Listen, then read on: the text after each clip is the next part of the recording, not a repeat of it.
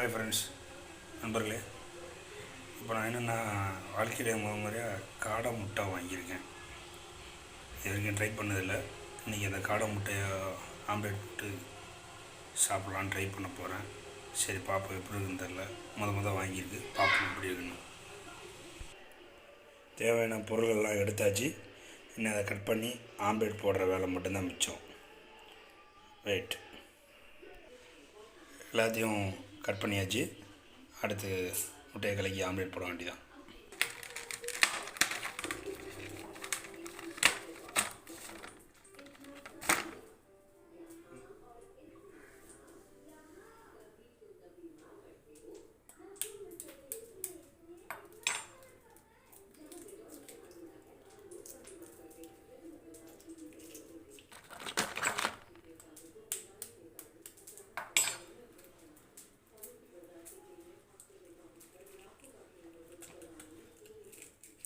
இந்த முட்டை இப்படி நம்ம ஆம்லேட் போடணும்னு நினச்சா ஒரு 10 முட்டையை ஒன்றா பண்ண நினைக்கிறேன்.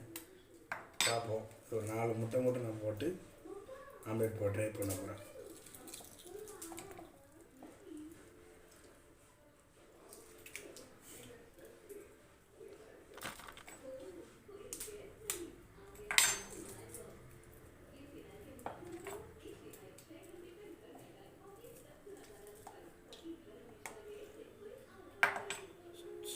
ஸ்டார்ட்.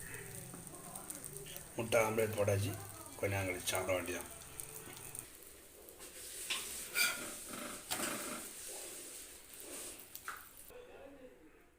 Omelette ready guys.